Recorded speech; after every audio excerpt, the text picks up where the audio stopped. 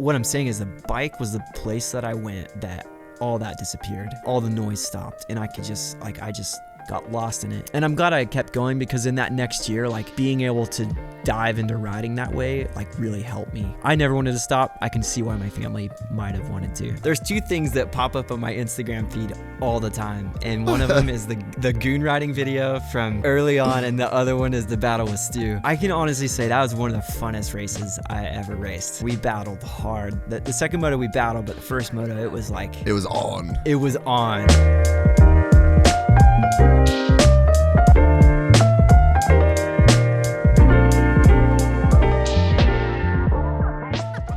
Gypsy. What do you think about the Supercross season overall this year? Like, I mean, you're like in a unique position that you're very, very close to the dude that won the race, and you're like, there's a lot of won the championship. Like, there's a lot of involvement there, but you're not there. Yeah. You know what I mean? Like, you're involved but not involved at the same time. Like, you'd have an interesting take on that whole series. Like, where was it at for you this year?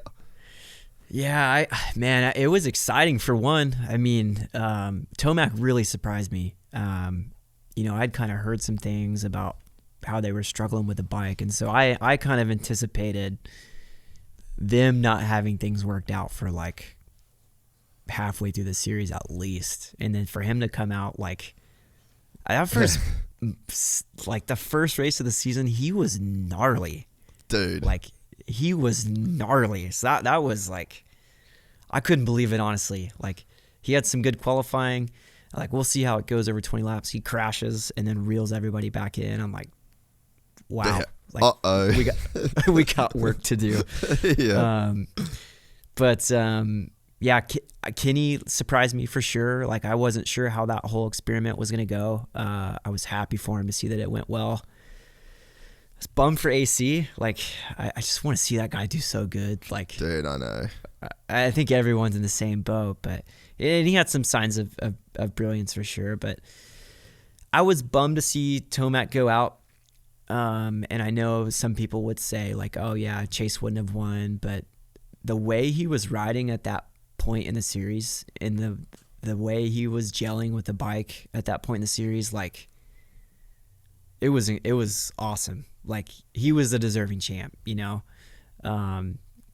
he wouldn't have got that if Eli hadn't got hurt, but to me, he was the best guy on the track at that point in the season, kind of every time he was on the track, and you can't take that away from him, and there was highs and lows for sure, but I think what I loved about what I saw from Chase this year is that he had a level of maturity that, kind of like what I talked about with the Lawrences, there was a process for him, and for sure he got frustrated at times, but I think for him moving forward, like if he can continue that kind of mindset that he had during Supercross of like, I'm just going to get better, and I'm going to continue to grow, and my speed's good, and I think I can win, but I'm not worried about how I qualified in practice. I'm going to go out and I feel like I can win.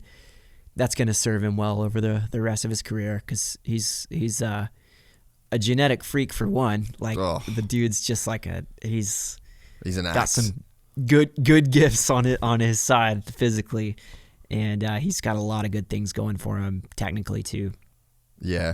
I think it was interesting. Like, I mean, on my comments, I definitely was just like, there's a guy that can ride a dirt bike really, really fast, and he actually just doesn't know what that dirt bike's going to do. Like, some of those crashes, It was just a case of like, I think a lot of people were putting the label on him of like, he's overriding, he's going too far. Like, there's a level that you ride at that's like your level, and every rider can experience this. It's like, this is the safe zone. I'm going hard, but I'm not getting sketchy. And then he would be in that zone, and then the bike would do something completely unexpected. And so that's what I took from it, you know what I mean? But then I think you start to see like the way the media was talking about him, and like there was like this narrative started getting built. And I think that there was probably a couple of rounds where he started believing that narrative. And I think that that was like, it was almost like sad to see in a way for me. I was like, fuck, I don't know that what they're saying is true. And it's like when you start believing that, because he would be genuinely confused, I'm sure. Yeah. Like, this is me putting words in his mouth, but I'm sure he was genuinely confused as to what was going on. And then you start thinking like, maybe it is me. Like, maybe I am overriding. Maybe whatever. But then he has the incident where it's like, okay, well, he's gone now out of the championship and it's over. And then there was like a weekend off right around that time that everyone basically writes him out mathematically for the series to have a weekend off. I think that something happened in his mind, or there was almost like a weight got lifted off his shoulders when the championship was like taken off the table. And then he just started riding free because it's like, okay, well, the expectation's gone. I'm not going to win the championship. It's a 2-horse race. And I can just ride. Now all I have to do is go and win races. And I don't know whether the bike probably changed a bit as well.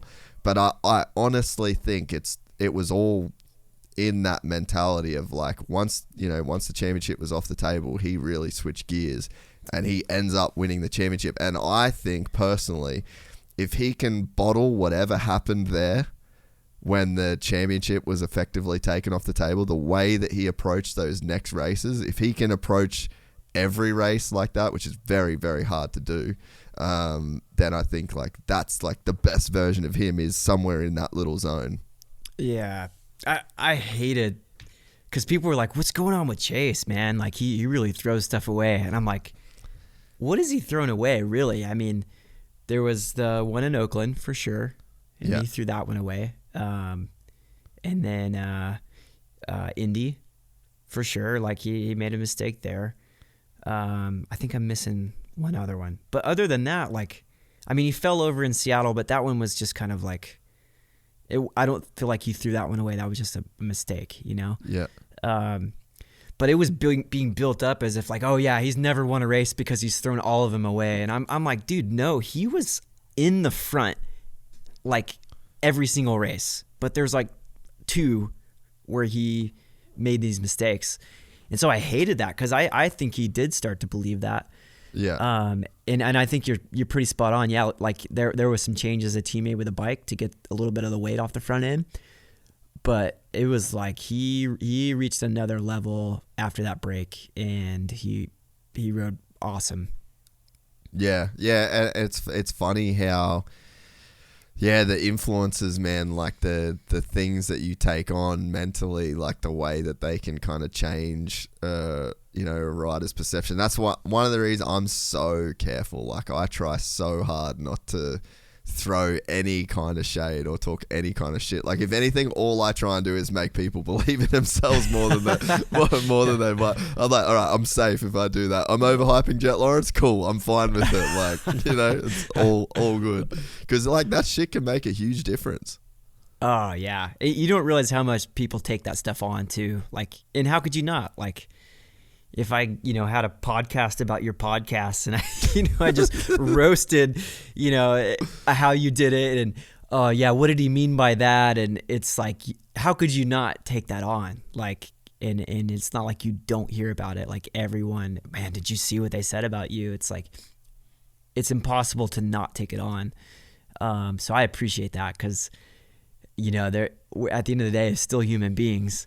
And you take on a lot of what people say about you. And so I think you can do it in a truthful way. Like I think you can do your job in a very truthful and honest way without tearing people down, like, and I think you do a great job of that. Like, not to sit here and give you a bunch of fluff, but it's too easy to like be able to talk about someone without having been in their shoes and known what it is to do what they do.